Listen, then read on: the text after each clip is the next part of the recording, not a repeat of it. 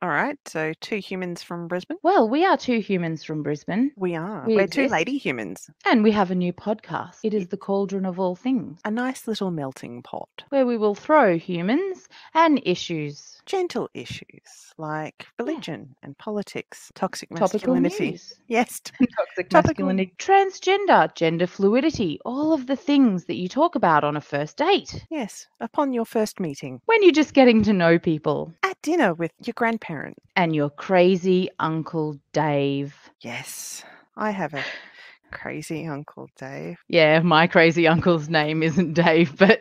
No, mine isn't either, but anonymity is key. Yeah, that's right. Okay. So let's start. Yes, because the first gentle issue that nobody is upset with at all is this Or new, talking about. beautifully, like the thing that just everybody is getting behind. Yes, This new Gillette ad. yes. It's great. You know what? I've only seen it one time. Have you? Yeah. How Hmm. many times have you watched it? I saw it a few times because I watched it and I went, oh, yeah, that's interesting. And then I watched it again because I saw a couple of people online go, "Wah," and they were all a bit unhappy with the whole thing. And then, yeah, so I've watched it again and I'm going, but it's a good message. It's not perfect. Who do you know in the flesh who's actually unhappy about it? Have you actually met someone who's really genuinely like, oh, that was bad? Not in Meat Space after the ad came out, no. Though I did avoid talking to my parents about it. I don't want It's to know lucky. what side I don't of the have fence. any of those.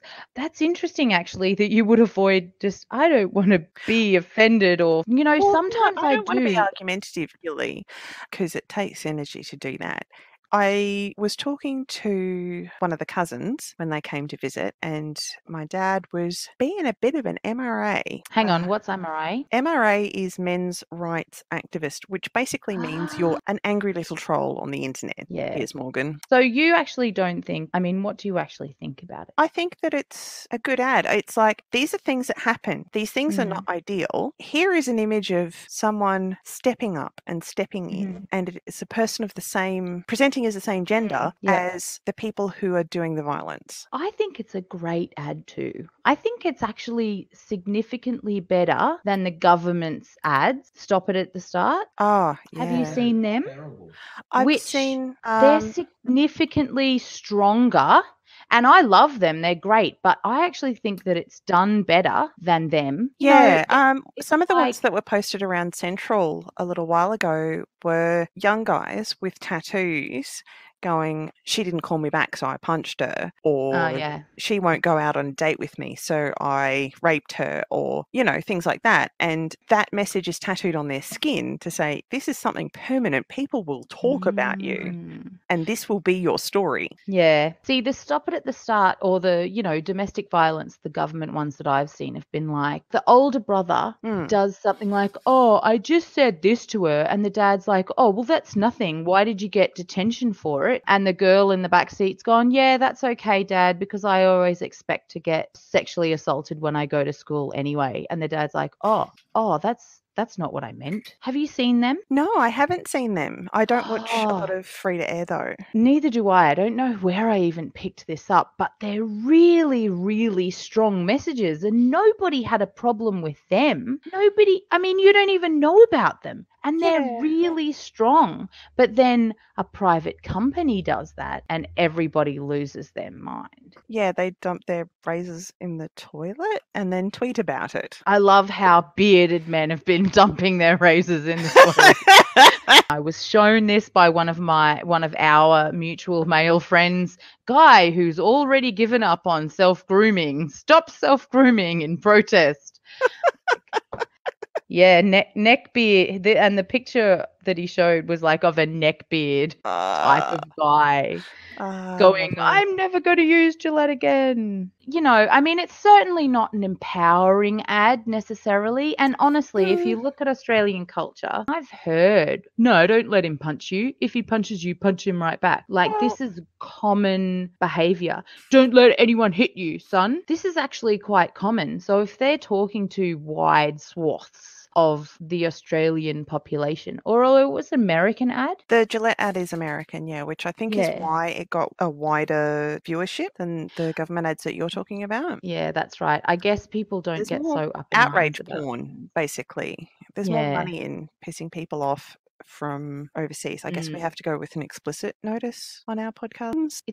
This kind of message would not go down well because it's not the culture. It doesn't match up with what men teach their young boys to do and to be, which is strong and uncompromising of people coming at you in aggression and opposition. But that doesn't mean that they're right. No, that's right. But what do you need to have your message accepted by somebody who would otherwise disagree with you? Like, what are the qualities in the way that you need to deliver it to take somebody who disagrees with you and make them not either just outright reject your opinion or get violently angry towards you? Well, I generally go with I'm quite tall and not afraid to be loud. And I find that if I call out someone's behavior, for example, I didn't do this the other week, but I got catcalled, and I could have done is very loudly in my deep voice, Oi, what did you say? Say that again. Yeah. And call out and say, what you said is not something that you would want to repeat. Or would you say that to your mother? Because there is kind of the rule about don't put it on the internet if you don't want your grandparents to see it. Yeah. And that's kind of how we want to behave. We behave in a way that our grandparents wouldn't be disappointed. That's right. Did you say that you didn't do that?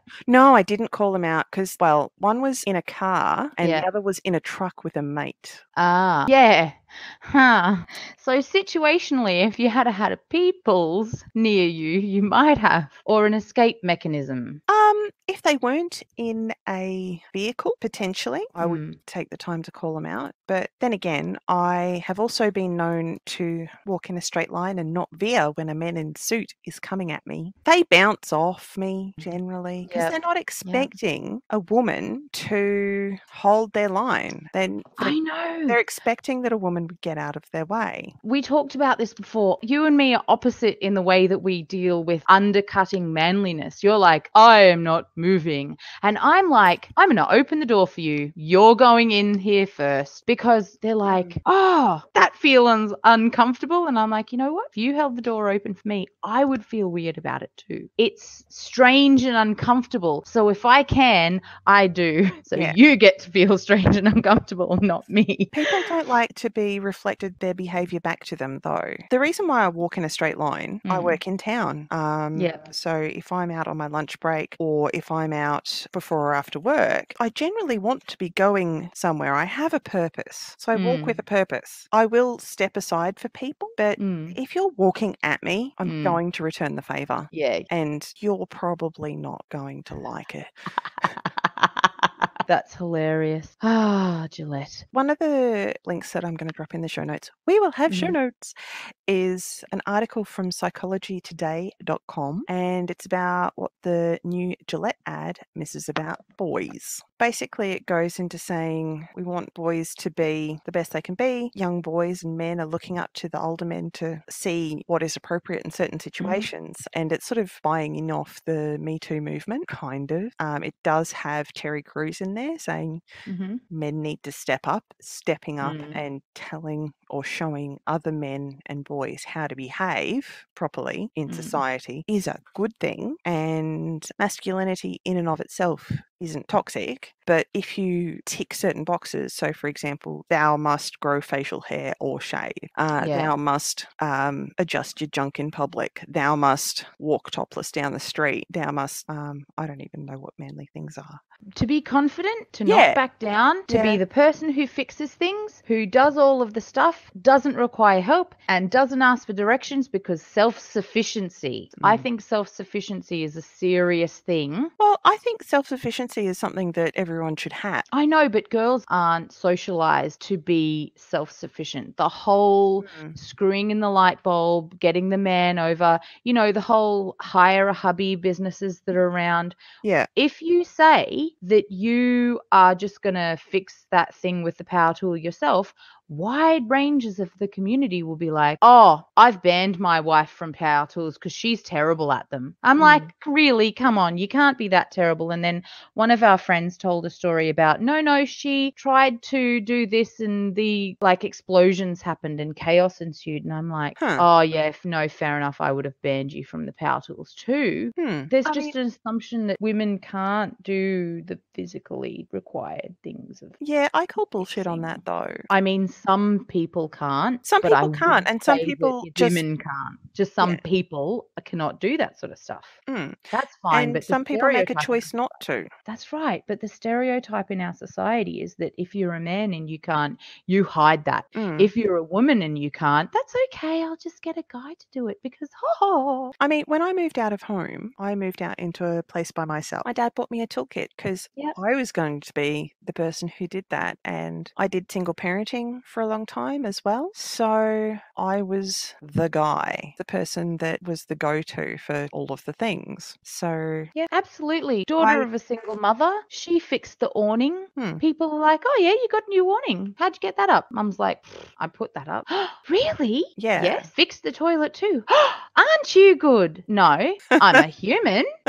Yeah. I mean, these days it's like, oh, I don't know how to fix the tap. Do I get someone with a penis or do I go to YouTube? Yes, YouTubing is the key to everything. Did you see that article? So many people have talked about this article about how millennials are going to school to figure out how to do basic topic. Have you seen that? Oh, it's a big meme, and so many people have reacted to it. Like millennials, there's schools about cooking and fixing basic things and changing the oil and changing tires and stuff, like a basic how to life classes. But they're things that people used to learn from their parents. Like I from learned their how to parents, exactly. I used and to that's check the oil and change tires on my car, check the battery, all that sort of stuff. But that's something that I learned as a kid and as a teenager from my parents, both of them, male and female, on their car, because it's like, okay, here is an engine. This is where it goes. This is what it does. These are the individual parts. This is important. It does this. If nothing else, check that, To some extent, a little bit, with a single mum, she didn't know too much, but she knew oil, water. Yeah, I mean, they're the most important other things, fluids. Really. She knew where all the fluids went. She knew about fluids. But that's a lady thing, isn't it? Yeah. She was an expert on everything moist. Oh, dear. Oh, gosh. That's great. I have to admit, though, having a husband, I have kind of let him do various things related to the car. So my girls might actually grow up, unless he's going to actually teach them. Because I'm like, wiped my hands, la la la, I have a husband. He can do that stuff. It's really bad, though. I don't have a car. I'm a feminist, but I have let my husband take responsibility for both of our cars, getting them serviced. He's just better at that sort of stuff. Oh, the car's due for service. I'm going to book it in. But he also won't get the girl tax, because that's also a thing. Because they'll do the basic service and then they'll say, oh, there's also this, that, or the other thing that you need to do as well. He is better at saying, nah, we're not doing that. That doesn't need to be done. Yeah. Or we just got that done. You're BSing about that. I just feel uncomfortable for the same reason I was always terrible when we lived in China at bartering. That no, you want this much? Okay. How about 10% less? Okay, yes, they're like, oh, okay, fine. Meanwhile, somebody else walks in, they're like, the best deal I ever got in China, they were trying to charge me 200 yuan for a pair of sunglasses. And we were in the Beijing market, so they never expect foreigners to speak English. So she just walked past it in Chinese to a Chinese person. She said, $25 a pair. 20块一个. I was like, 20块一个? 20 yuan per each? Well, I'll have it for 22, please. Yeah, I said back in Chinese to them, 20块一个? I'll have 2 pair. She's like, oh.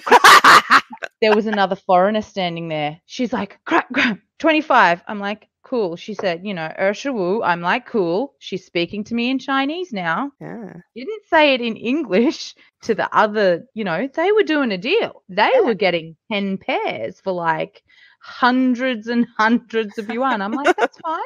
You can sell it to whatever, to those other English speaking people. They weren't even just English speaking. They were like Germans or something. So they spoke English and German. So it's not like they were monolingual or anything. So they weren't American. Yeah. That's the only way I ever got a good deal in China, because very limited Chinese. I'm so terrible at it. So anyway, back to the topic. I just can't say no in that sort of situation. It's very difficult for me. So yes, it's much better if Brad takes it, because otherwise I'd have 4 new tires and bloody everything done in the kitchen sink every service, and that just wouldn't be good.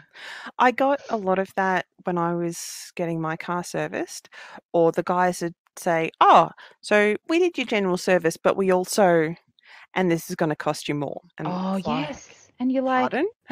So I've got no choice. I can't say no because you've just done it. So I have to pay you. But you don't have to, because you could. I mean, in reality, it's very uncomfortable to have the situation where you go, I agreed to X, Y, and Z. I did not agree to pay for A, B, and C. And then you have to have the, oh, well, we'll just take it off. Or, oh, well, you can't have the car back until you blah, blah, blah. Yeah. Most people, I think, not just women, will say, okay. Yeah, I think I'm better at it now, though, to say no. And I think the thing is as well, getting better at being listened to, because there's the young person, no, I don't want that. No, thanks, no. And it's sort of, in my experience, seems easier now when I say no. There's a period of time in life where you get most respect, and it's around the 40-year-old mark, right?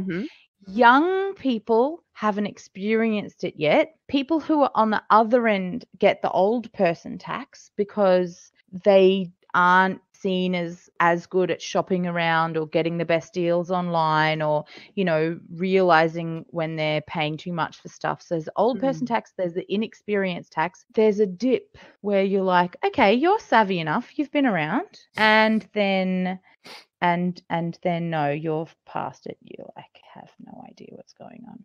I told my mother-in-law she's getting like 5 gig of data at $45 a month on her mobile phone plan. I'm like, well, you need to call up that company with the big T at the beginning of their name and just gently say to them, I don't want to pay the old person tax anymore. Put me on a better plan.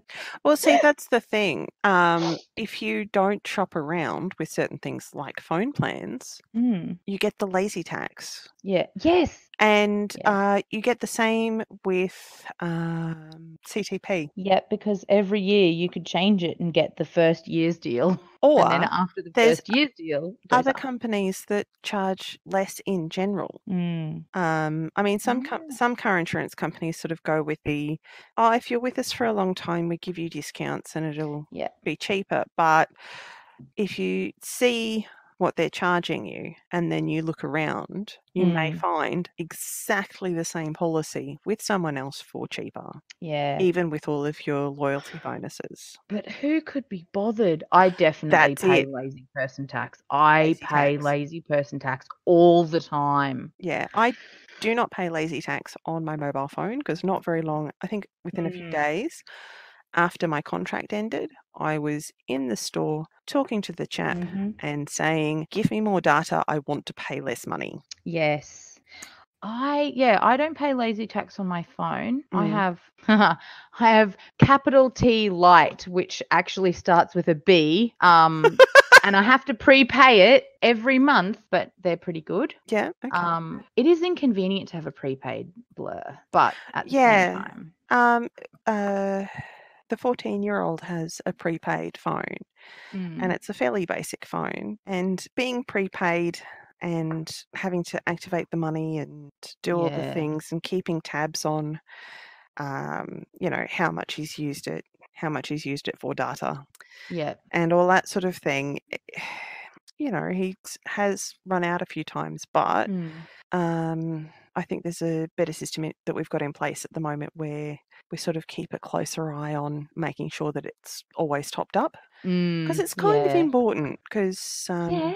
It's okay if they give them like a week's period where they can still receive calls. Yeah. And like, hey, I haven't received your text. Have you gotten them? Well, in the old days, you couldn't get texts if you didn't have credit, but I don't know if that's still the case. Because I remember in the old days where public telephones were more common. Yes. A certain hippie I knew would have to go to a public phone to activate his credit. Oh, no. So that because he could... didn't want to put his credit card in the system or something like that? No, he had to go to buy the credit at a servo. This is 16 years ago.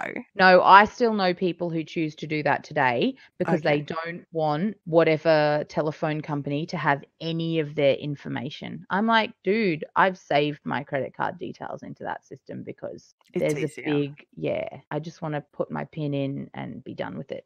Well, the hoops that companies have to go through to be able to hold on to or process your credit card information it's pretty big. Yeah. Like, I have to do certification for credit card security, and I don't talk to people or look at their credit cards. Okay, let's talk about the shutdown.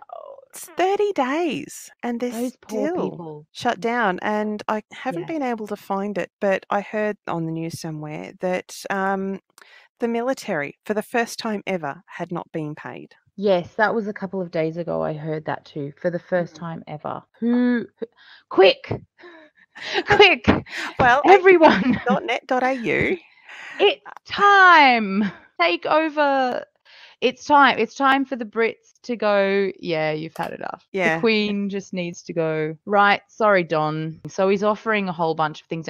It's really, really cheap politics for him to go, oh, look at all the things I'm offering now, all of the extra things. No, dude, you still want US 5.7 billion for the wall. Yeah. And I reckon the Democrats are playing this really, they need to be direct. Yeah. They need to just say, nearly anything is on the table except for the wall money. Stop asking for the wall money. What they need to do is to just break it down into a simple statement. Say no, and then leave a big pause of silence and let the stupid fill the silence. And then when the stupid is finished talking, say, dude, no. And, in that teacher or parent voice, just no nonsense, no going into it, no is a complete sentence. We're just saying no.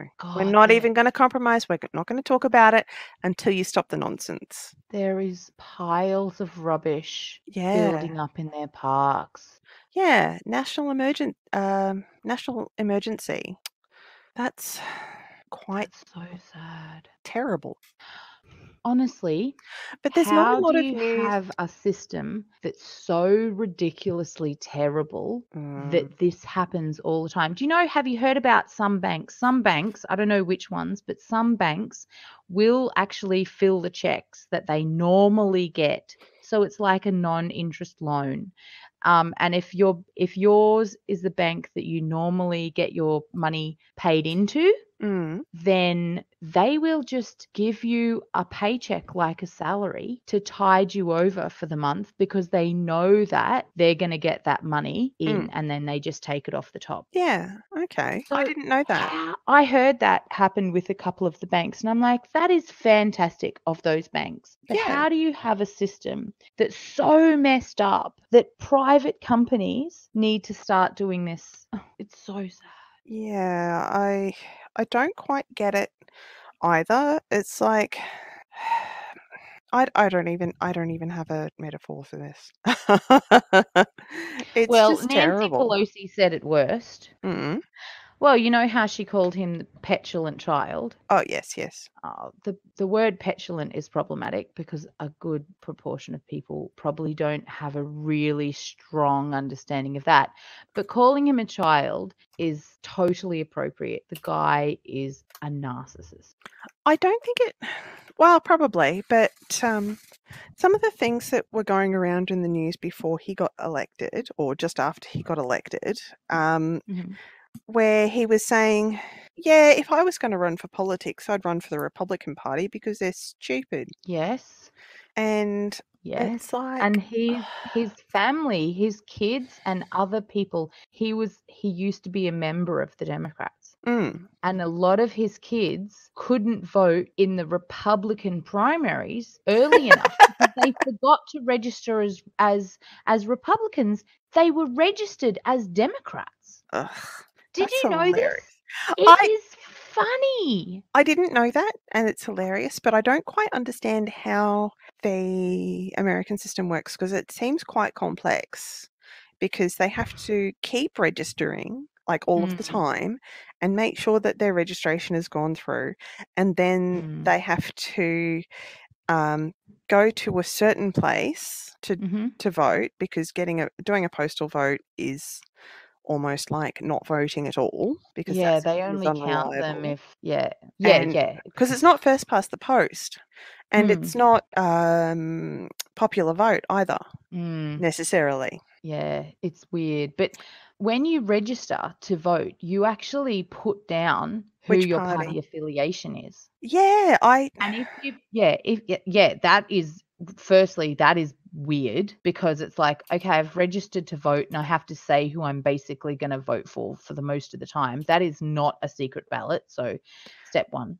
But if you register as one of the two parties, you can register as an independent, but then you don't get to vote in primaries, in the primary races. And so if you register as a Democrat, you get to choose in that first round of primaries. That's when you get to vote for them, but you can't vote on both sides. So you can't register as a Democrat and a Republican and go to both primaries and vote, both ways.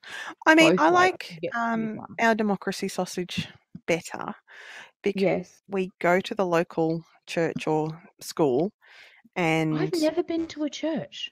Have you ever been to a church? Yeah, there's a church down the road from Mum and Dad's place, so it was closer than going to wherever the other local polling place was.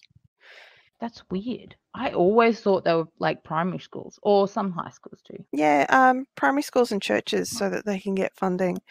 And the church we went to had a really good plant sale on. Nice. Yes, you can buy plants, you can buy doilies. Or jams or fruit. Jams. Yeah. Yes. Democracy sausage is a must, though. I like our system because you register at high school. You can't vote until you're 18. Through an independent body. Through an independent government agency. Have you ever worked for that agency? I did a door knock one year. No. Okay, so before major elections, they send people around to door knock certain houses where people have recently moved or they suspect they haven't registered to vote, and you check out why. Yeah. And there's a few questions. So some people are like foreign students and they're like, cool, this is a house full of foreign students. Nobody is eligible to vote here. Tick that off the list.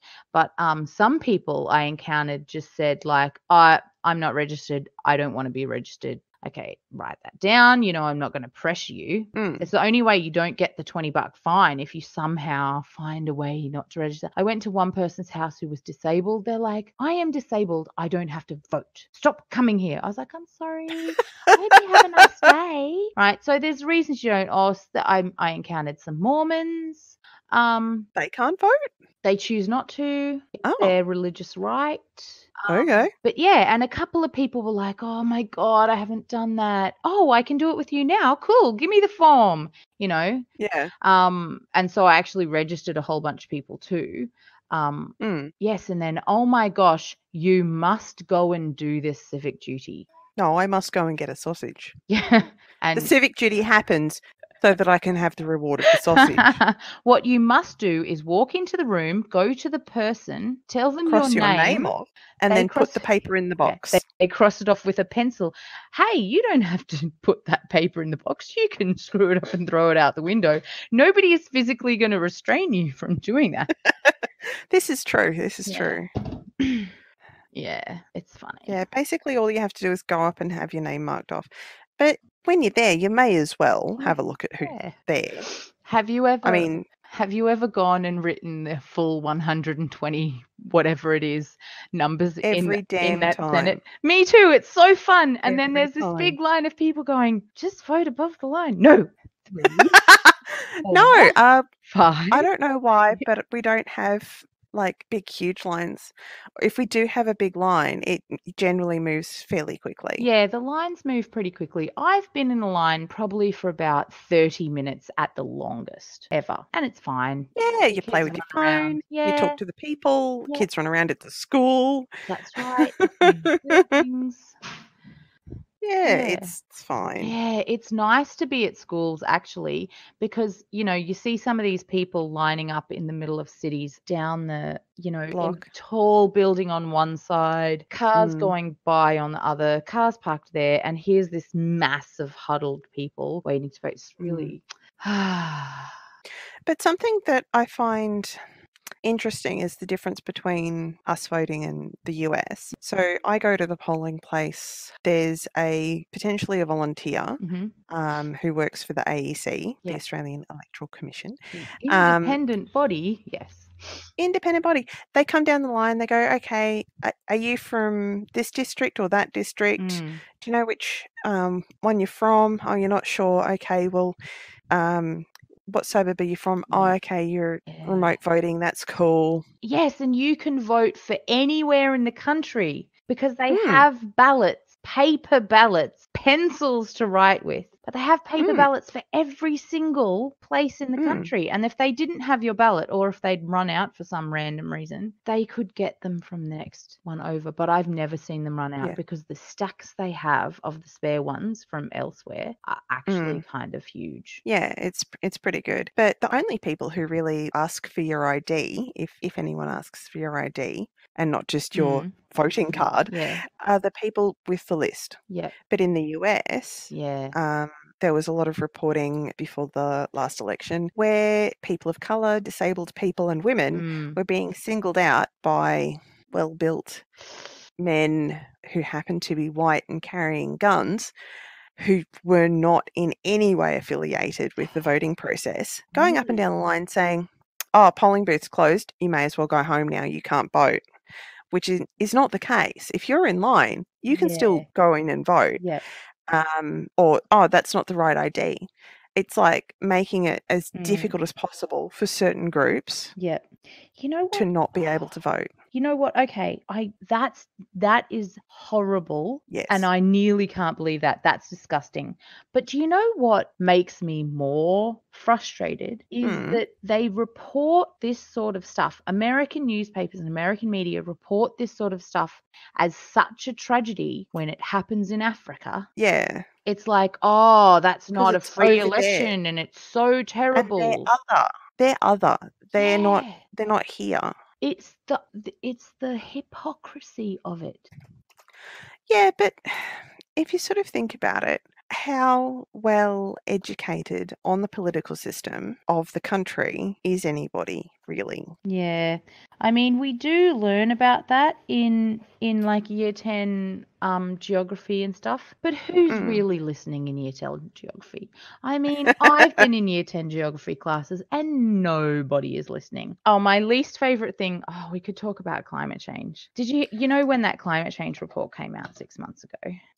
Yeah. Do you remember this? Okay, so the climate change report came out and all of the news medias reported something like the data has errors in it. But how would they know? Because one blogger in Melbourne said that the data has errors in it. One guy, and they all quoted that guy. But was he even a scientist?